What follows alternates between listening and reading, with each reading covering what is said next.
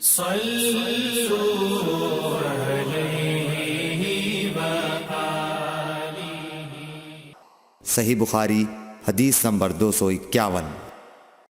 ابو سلمہ اور حضرت عائشہ رضی اللہ تعالیٰ عنہ کے بھائی حضرت عائشہ رضی اللہ تعالیٰ عنہ کی خدمت میں گئے۔ ان کے بھائی نے نبی کریم صلی اللہ علیہ وسلم کے غسل کے بارے میں سوال کیا تو آپ نے سا جیسا ایک برتن منگوایا، پھر غسل کیا اور اپنے اوپر پانی بہایا۔ اس وقت ہمارے درمیان اور ان کے درمیان پردہ حائل تھا۔ صحیح بخاری حدیث نمبر 252۔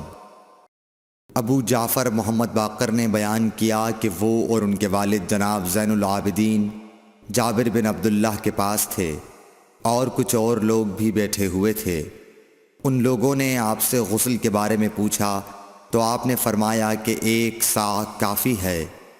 اس پر ایک شخص بولا، یہ مجھے تو کافی نہ ہوگا۔ حضرت جابر رضی اللہ تعالیٰ عنہ نے فرمایا کہ یہ ان کے لیے کافی ہوتا تھا جن کے بال تم سے زیادہ تھے اور جو تم سے بہتر تھے، یعنی رسول اللہ صلی اللہ علیہ وسلم۔ پھر حضرت جابر رضی اللہ تعالیٰ عنہ نے صرف ایک کپڑا پہن کر ہمیں نماز پڑھائی۔ صحیح بخاری حدیث نمبر 253۔ نبی کریم صلی اللہ علیہ وسلم اور حضرت میمونہ رضی اللہ تعالیٰ عنہ ایک برتن میں غسل کر لیتے تھے۔ صحیح بخاری حدیث نمبر 254۔ رسول اللہ صلی اللہ علیہ وسلم نے فرمایا، میں تو اپنے سر پر 3 مرتبہ پانی بہاتا ہوں، اور آپ صلی اللہ علیہ وسلم نے اپنے دونوں ہاتھوں سے اشارہ کیا۔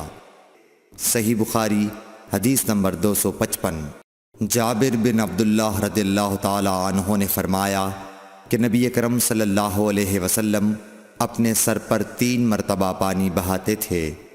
صحیح بخاری حدیث نمبر 256۔ جابر بن عبداللہ نے بیان کیا کہ میرے پاس تمہارے چچا کے بیٹے، ان کے مراد حسن بن محمد ابن حنفیہ سے تھی، آئے۔ انہوں نے پوچھا کہ جنابت کے غسل کا کیا طریقہ ہے؟ میں نے کہا، نبی کریم صلی اللہ علیہ وسلم 3 چلو پانی لیتے اور ان کو اپنے سر پر بہاتے تھے، پھر اپنے تمام بدن پر پانی بہاتے تھے۔ حسن نے اس پر کہا کہ میں تو بہت بالوں والا آدمی ہوں۔ میں نے جواب دیا کہ نبی کریم صلی اللہ علیہ وسلم کے بال تم سے زیادہ تھے۔ صحیح بخاری حدیث نمبر 257۔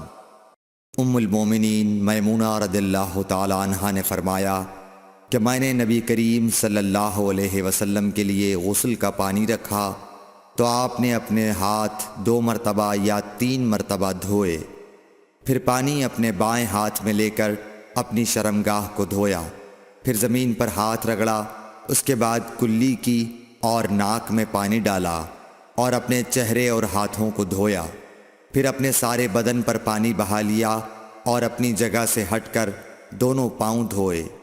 صحیح بخاری حدیث نمبر 258۔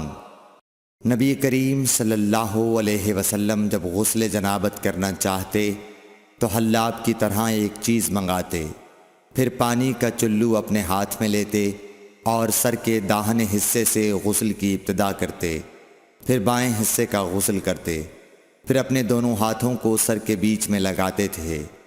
صحیح بخاری حدیث نمبر 259۔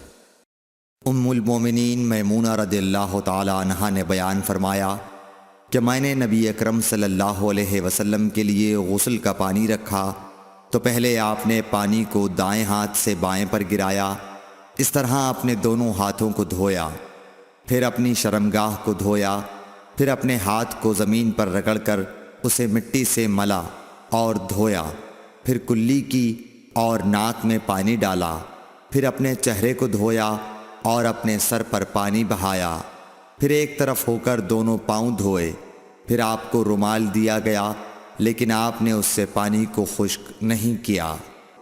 صحیح بخاری حدیث نمبر 260۔